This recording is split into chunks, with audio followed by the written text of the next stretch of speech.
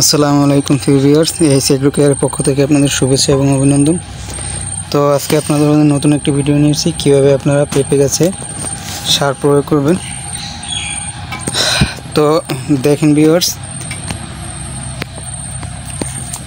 তো আপনারা সার প্রয়োগের আগে গাছের গোড়া থেকে এক হাত দূর থেকে এভাবে মাটি কুপিয়ে আলগা করে নেবেন, রিং করে সুন্দর করে কোপাবেন। চারপাশে গাছের গোড়া থেকে এক হাত দূরে চারপাশে সুন্দর করে এভাবে কুপিয়ে নেবেন।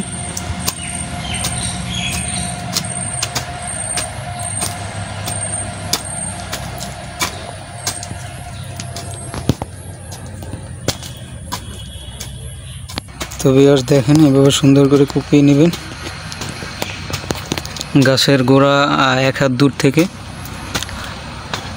সুন্দর করে মাটি এভাবে কুপিয়ে আলগা করে নেবেন, যাতে সারটা গাছের গোড়ায় স্থায়ী হয়। সেক্ষেত্রে কুপিয়ে এরকম ঝুরঝুরা করে নেবেন মাটিগুলো।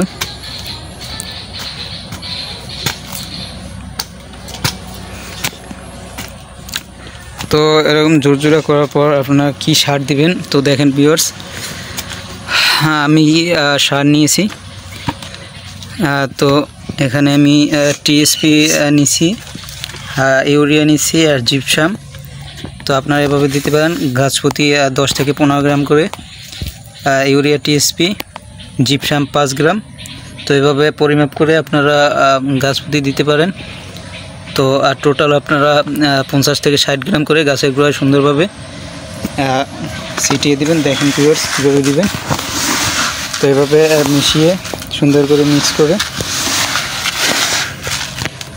এভাবে ছিটিয়ে দিবেন। গাছের পরিমাণ টোটাল আপনার 50 থেকে 60 গ্রাম করে গাছের গোড়ার থেকে দূরে দেবেন, যাতে গোড়ায় না পড়ে। সেক্ষেত্রে রাসায়নিক সার গাছে পচন আসবে, গাছ মারাও যেতে পারে। তো এভাবে দূর থেকে সুন্দরভাবে এরকম ছিটিয়ে দিবেন। তো ভিউয়ার্স, আপনারা এভাবে দিতে পারেন পেঁপে গাছে সার। তো আজকে এ পর্যন্ত ভিডিও।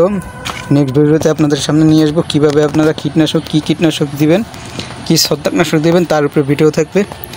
তো নতুন আপডেট ভিডিও পেতে আপনারা চ্যানেলটি সাবস্ক্রাইব করে পাশেই থাকুন। তো আজকে এই পর্যন্ত, আল্লাহ হাফেজ।